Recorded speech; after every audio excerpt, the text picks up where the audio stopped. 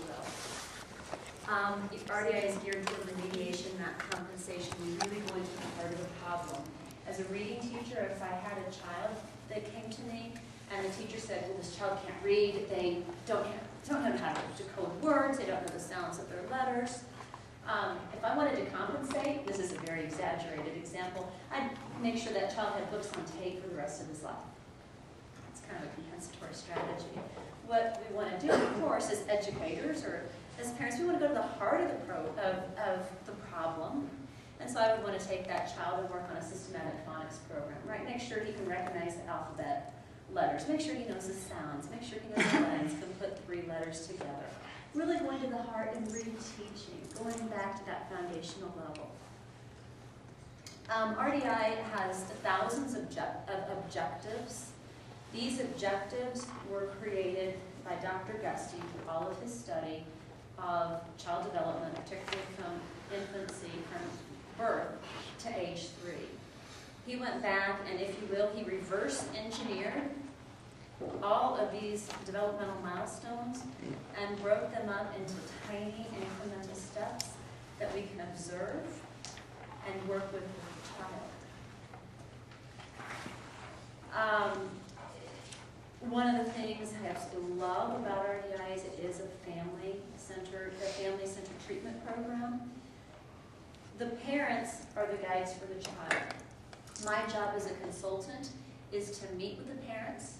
We set up a plan. We kind of think about, okay, what objective we're going to hit this week, and we make a plan. Parents go home and implement it with the child. So they aren't running around driving their child to see me for X number of hours a week, but they're the ones that get to put forth a whole lot of work. It's not easy, it's a whole lot of work, but the payoff has been fabulous. And they're the ones that get to experience that payoff.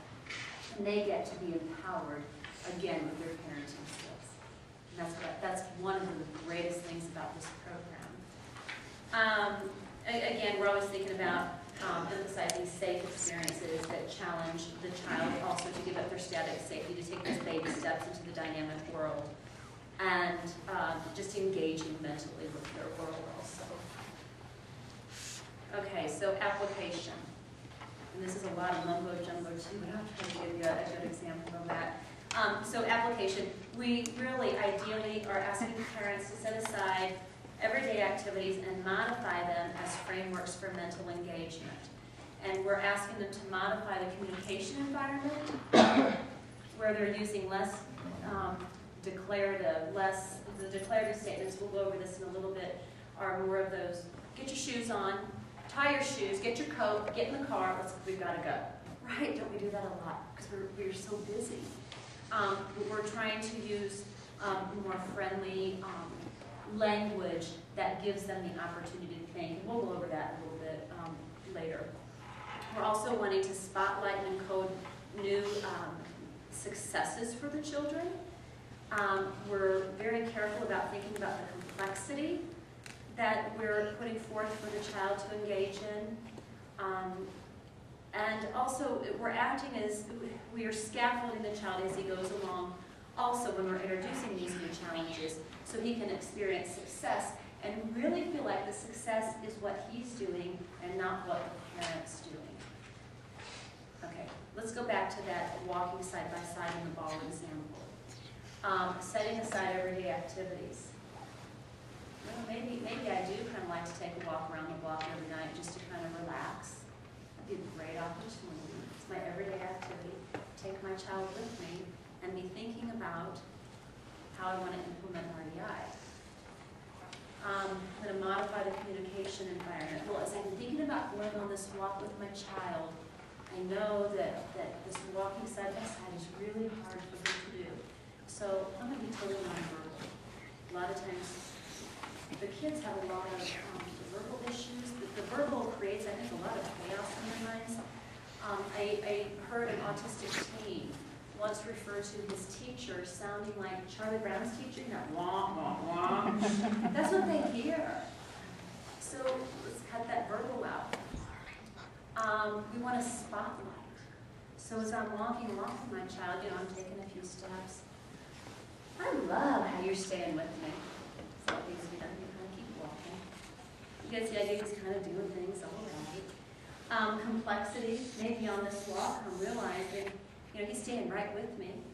So again, the complexity, maybe I'm going to vary my speed this time. Maybe I even have that bouncy ball in my pocket if he's really having a good day. Add that complexity.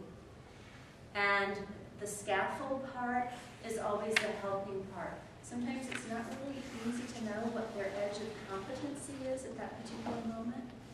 And so back more towards the beginning, if we were kind of walking, and maybe the child who's walking with was just not really having a great day that day, I can scaffold, or I can help that child just by grabbing their hand. They can kind of feel that tension, see if they regulate. So as a guide or a parent, I'm always thinking, what is it that I can do to help this child be successful in working through these objectives? A big part of RDI is focusing on family health functioning. We work really hard to try to help move the family out of crisis mentality. We try to really help the family prioritize what's most important in their lives. We try to simplify schedules. We actually review weekly schedules and say, okay, when might there be a time to work on an RDI objective? And even encouraging parents to allow more time for routine events like maybe going to the grocery store or doing laundry or emptying the dishwasher, so they can kind of insert some of these RDI activities. We talk a lot about reducing family member stress. We talk a lot about siblings, because families are typically can be comprised not just of the adult, but the brothers and sisters, and we don't want them to get slighted either. And we're just really concerned that the family life is going smoothly. And we might even stop at child objective to say, okay, what is it we need to do to get back to a little bit more calm, a little bit more peace? Because really none of us, at least for me, I know I don't work productively when I'm in stress mode.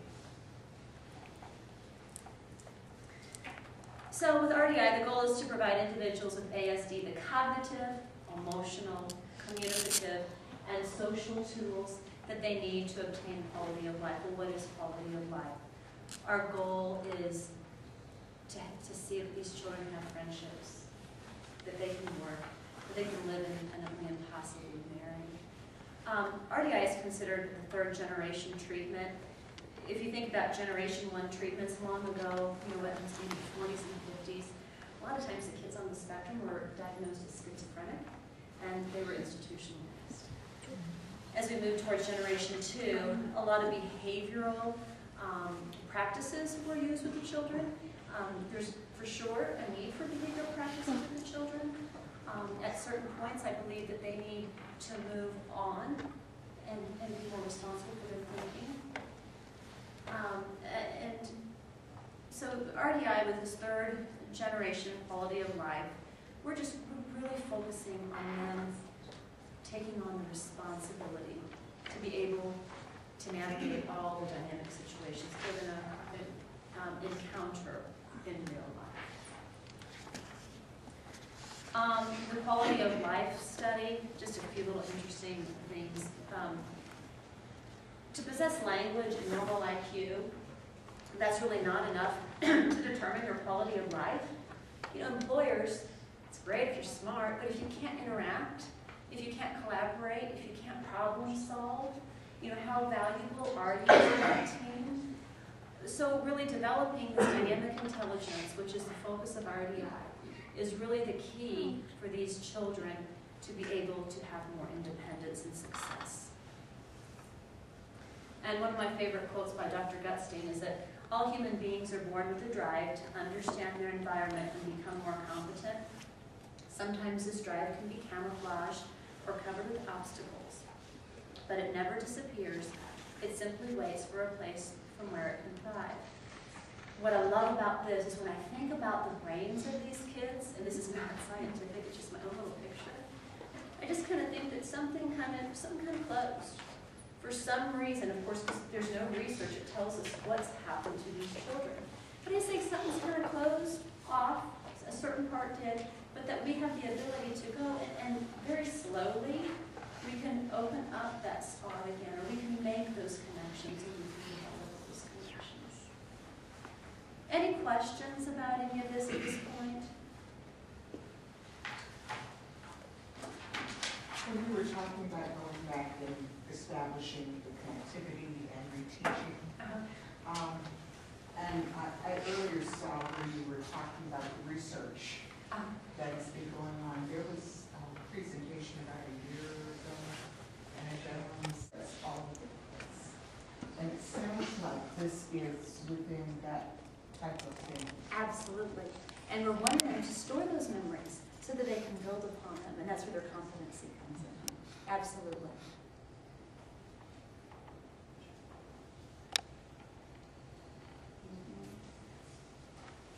I just have I'm trying to hook up your internet so you can show some video. Oh, good. Yeah, that'd be great.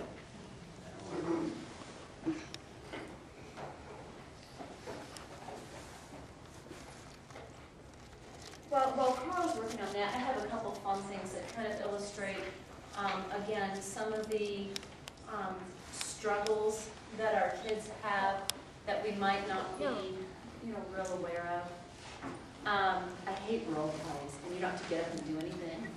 But with someone that's sitting kind of close to you, what I would like for you to do, just for a minute, pick a topic and have a conversation with that person sitting next to you. But you have to follow one rule. When you say something, you have to count to 10. 1, 1,000, 2, 1,000, 3, 1,000. Then you can respond. You have to count to 10. Let's just do that for a minute. I'd like to get your feedback on that. So go ahead while Carl's working on this.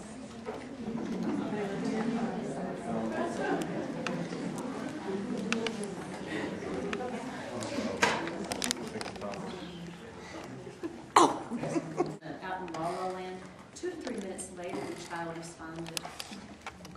Now, typically, a child might respond in 30 seconds up to a minute. And also, anytime we ask the question again, the child reboots and goes back to square one. So I can't stress enough the importance of wait time and slowing down, and it's such a difficult thing to do. And I've been practicing it, and I do video reviews of myself when I'm working with kids in dyad groups, and I'm still like, oh, you went way too fast. And it's so hard. But it's something, if you can keep that in your mind, it's something that would really make a difference. I'll give you just about 30 seconds here. With that same friend, go ahead and just take turns reciting an alphabet from them. If you're kidding me, she's asking me to say my ABCs. That's just static. You guys all know that information. But then when you ask to really talk about the alphabet, sometimes people come up with things about different languages, or just crazy types of conversations that are really more stimulating and more enjoyable. You probably had more of a reciprocal conversation, probably more of a give and take when you were engaged in that kind of conversation also. And then going back kind of to the prompts of Johnny saying, hello, my name is Johnny, good to meet you. And he has a static rote thing. A lot of times when we're trying to, if a child on the spectrum is trying to engage in a dynamic conversation and the only tools he has are the static tools, then that conversation can feel very forced, kind of weird. Again, just trying to illustrate the importance of them having that dynamic intelligence.